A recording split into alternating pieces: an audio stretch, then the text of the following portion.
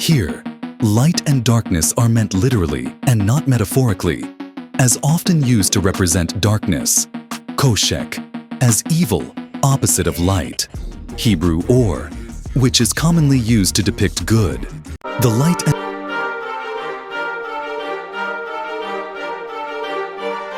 Now the earth was without shape, TOHU and empty VOHU, and darkness kozik was over the surface of the watery deep.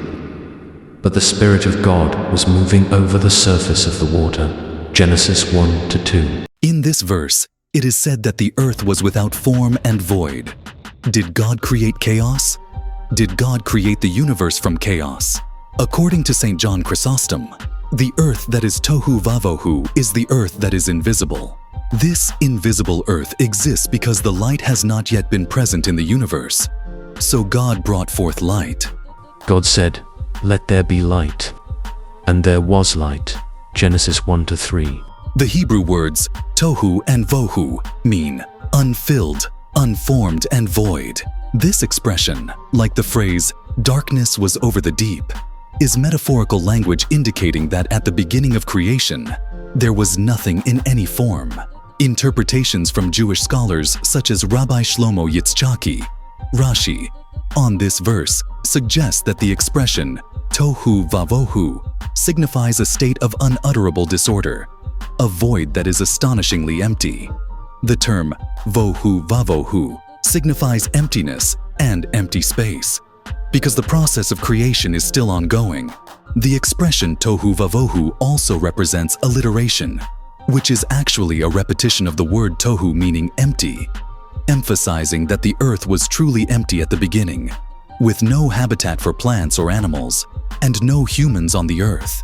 This is the beginning of the process of creation of the universe, which certainly does not imply negativity, chaos, but rather signifies positivity as a process of transformation, from void to filled and formed, and then to the habitat of living beings. Some interpretations suggest that Genesis 1-2 TOHU VAVOHU refers to the rebellion of Satan and his angels.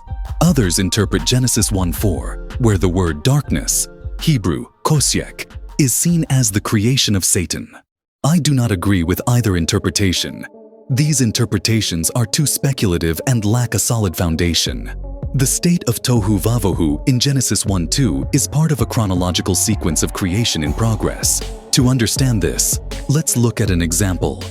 In Florence, Italy, there is an unfinished statue of the evangelist Matthew by Michelangelo, the renowned painter and sculptor. The inscription on it explains how the sculptor intended to separate the statue's body from the surrounding stone.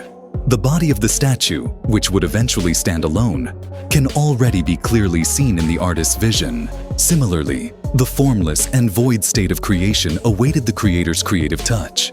This state continued to develop until the entire universe was created, and God concluded it with the distinct phrase, "Very good." Tov miod. God observed and confirmed the entire result of his creation over the 6-day period as very good.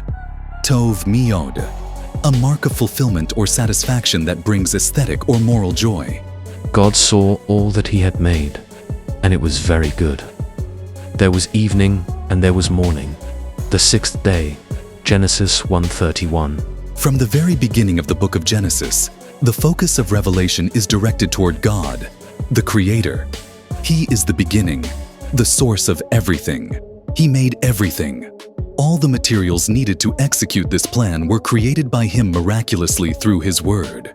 The earth's void did not remain in its initial state. Rather, it marked the start of the creation process, beginning as empty, and then God filled it with plants, sea and land animals, and humans. For this is what the Lord says, the one who created the sky. He is the true God, the one who formed the earth and made it. He established it. He did not create it without order. He formed it to be inhabited. I am the Lord.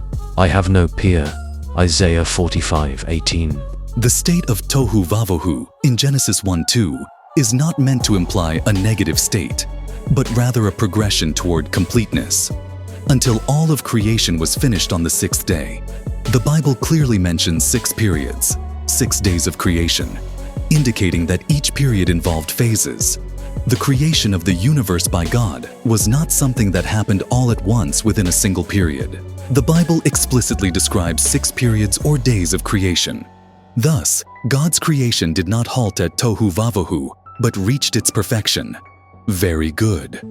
Tov me'od.